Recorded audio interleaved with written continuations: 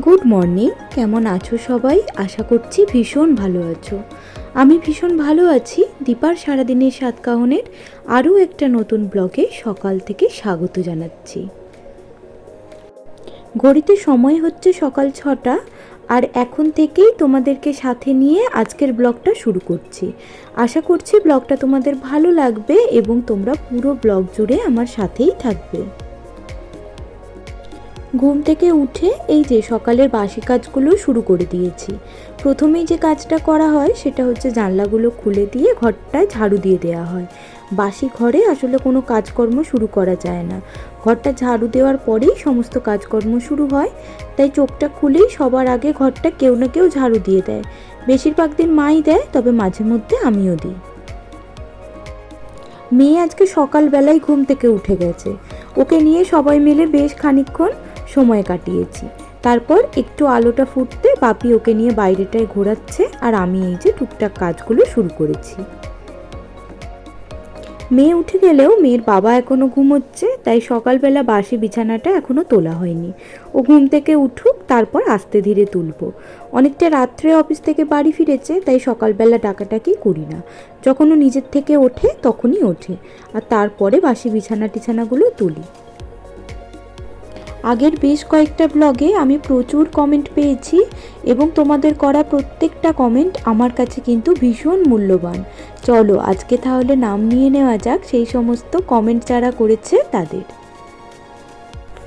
আমাকে কমেন্ট করেছে Ritu's life and passion, Srabani Goldar official, BNDN blog, Jolly De, Kanika Gudiya, Soma Arnika, Mrinmoyee lifestyle, Juma's live insights, Sonai Riya, Sumi Islam Mou, Marzia's world, Pinky's mirror blog, Pinky Abhi's blog, Mou Ghosh, রিনার রান্নাঘর, Titli life story, simple life with Monira, unstoppable Antara, Tamanna's cooking corner, Chandrika's lifestyle, Deepika YouTube, Anjali De, মা ছেলের lifestyle, Mahadev garden and Shahi kitchen. তোমাদের সকলকে জানাই অনেক ভালোবাসা এবং আন্তরিক অভিনন্দন। গতদিনের ব্লগে আমি জিজ্ঞাসা করেছিলাম যে শিবলিঙ্গের মুখটা কোন দিকে করে রাখতে হয়, তো সেখানে জলি দে নামে এক দিদিভাই কমেন্ট করে জানিয়েছে উত্তর দিকে মুখ করে রাখতে হয়। তো এটা জানানোর জন্য তোমাকে জানাই অসংখ্য ধন্যবাদ। এটা আমার জানা ছিল না, তুমি জানানোয় আমার কিন্তু বেশ সুবিধা হলো। এছাড়াও আমার প্রত্যেকটা ব্লগে একটা কমন কমেন্ট থাকে, সেটা হচ্ছে কণিকা গুড়িয়া। তোমাকেও জানাই আন্তরিক ভালোবাসা। এছাড়াও কারোর কমেন্ট যদি বাকি থেকে যায় পড়তে বা নাম নিতে ভুল করে থাকি, তাহলে আগে থেকেই আমি ক্ষমা চাইছি, এবং কারোর নাম যদি বাদ পড়ে যায় আজকের ব্লগে অবশ্যই মেনশন করো। আমি পরের কোনো একটা ব্লগে অবশ্যই সেই নামটা নিয়ে নেব। ঘর ঝাড় দেওয়া মোছা সবই কমপ্লিট করেছি, আর এখন এই যে মাছটা ভিজিয়ে দিলাম। মাছটা এত বেশি বরফ জমে থাকে, সকালবেলার দিকে ভিজিয়ে দিলে পরে রান্না করতে সুবিধা হয়। না হলে রান্নার সময় যদি মাছের বরফ না গলে, সেটা আবার আরেক ঝামেলার কারণ হয়ে দাঁড়ায়। আমার হাজব্যান্ড উঠে গেছে, আর এই যে বললাম না সকালবেলা বাসি বিছানাটা তোলা হয়নি, ও ঘুমোচ্ছিল বলে, তো রান্না চাপিয়ে দেবো ভাবছিলাম। এখন আবার গরমটা যা বেড়েছে, বেলার দিকে রান্না করতে সত্যিই খুব কষ্ট হয়। তবে এই যে ও উঠে গেছে বলে ভাবলাম বাসি বিছানাটা আগে ঝেড়ে পরিষ্কার করে নিই। সকালে ঘুম থেকে উঠে আগেই আমি বাসি বিছানাটা পরিষ্কার করে থাকি, তবে ইদানিং ওর এই শিফটের জন্য ওকে না সকালবেলা ডাকা হয় না, ও যখন ওঠে তখনই সমস্ত কাজগুলো করার চেষ্টা করি, তাই বিছানাটা তোলার কাজটা আমাকে একটু লেটেই করতে হয়। আর কিছু করারও থাকে না আসলে, সারা রাত জাগার পর কোনো মানুষকে সকালবেলা তুলে দেওয়াটা ঠিক নয়। তো আবার পরের দিনেও অফিস থাকে, তখনও রাত জাগার একটা ব্যাপার থাকে। সারাদিন যদি ঘুমটা ঠিক করে না হয়, তাহলে কিন্তু ওর শারীরিক দিক থেকে অসুবিধা হতে পারে। এইসব ভেবেই কিন্তু এখন বেলা করেই এই কাজটা করি। বিছানা তুলে দিয়েছি, তার সাথে ওর অফিসের ল্যাপটপ, ব্যাগ এগুলোকেও অ্যারেঞ্জ করে রেখে দিলাম। যেহেতু একটু পরেই ও আবার অফিস যাবে, সেহেতু এগুলো খুঁজে পাবে না, তখন আবার ডাকাডাকি করবে। আর রান্না করতে করতে বারবার দৌড়ঝাঁপ করতে ভালো লাগে না, তাই ওর জিনিসগুলো আগেই রেডি করে দিয়ে এলাম। আর এই তো রান্না বান্নার জোগাড় মোটামুটি করে ফেলেছি। আজকে করব পেঁপে কাঁচকলা দিয়ে মাছের একদম পাতলা করে ঝোল, আর তার সাথে নোটে শাক ভাজা। এই পেঁপেটা আর নোটে শাকটা টেপি গতদিনকে বাপের বাড়ি থেকে এনেছিল আর আমাদেরকে দিয়ে গিয়েছিল, তো গতদিনে আর রান্না করা হয়নি, তাই আজকে ভাবলাম এগুলোই রান্না করি। নোটে শাকটা চচ্চড়ি করব বলে রেখে দিয়েছিলাম, তবে বাপি বলল এটাকে ভাজা করতে, তার জন্য ভাজাই করলাম। পরে আবার কোনো সময় একবার হয়তো চচ্চড়ি করব। নোটে শাকটা আসলে খুব বেশি বাড়িতে আসে না, আমাদের বাড়িতে সকলেই কলমি শাক খেতে খুব ভালোবাসে, তাই বেশিরভাগ দিনই হয়তো তোমরা দেখতে পাও যে কলমি শাকটাই আমি ভাজা করি। আর আজকে ছিল আমার মেয়ের সেকেন্ড ভ্যাকসিনেশন। ও ভ্যাকসিনেশন দিয়ে চলে এসেছে, আর এর পরের পরিস্থিতিটা একবার তোমাদেরকে দেখিয়ে নিই।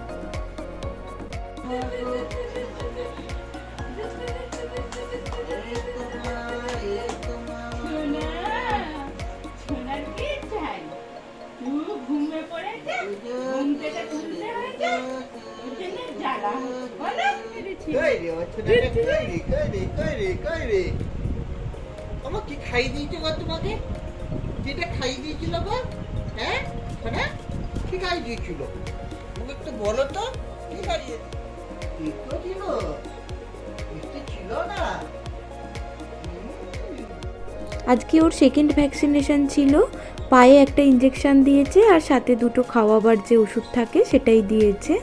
আর বাড়িতে চলে এসেছে। আমি কোনো সময়ই ভ্যাকসিনেশন দিতে নিয়ে যাই না, যে কান্নাকাটি করে আমার ভীষণ কষ্ট হয় আর আমি ভীষণ ভেঙে পড়ি, তাই বেশিরভাগ ক্ষেত্রে ওর বাবা যায় আর সাথে আমার মা যায়। তো দুজনেই নিয়ে গিয়েছিল, এসে এখন পায়ে জেলটা লাগিয়ে দিল। আর এই সময়টাতে আমার মেয়ে কোনো দিনই খুব একটা কান্নাকাটি করে না, তবে দুপুরের পর যখন পাটা ব্যথা হয়ে যায় তখন ভীষণ কান্নাকাটি করে। এখন তো অতটা ব্যথা অনুভব করতে পারছে না, তাই সবাই যখন জিজ্ঞাসা করছে তোমাকে কি করেছে, ও ওর ভাষায় উত্তর দেবার চেষ্টা করছে যে ওকে ইঞ্জেকশন দিয়েছে আর একটা তেতো ওষুধ খাইয়ে দিয়েছে। ওকে একটু সময় দেব, তাই আজকে আর বেশি কাজকর্ম রাখবো না। এদিকে ঝোলটা ঝটপট করে নেব, আর তারপরেই রান্নাঘর সমস্ত কিছু মেজে ধুয়ে একদম রান্নাঘর থেকে বিদায় নেব। তারপর ওকে একটু সময় দেব।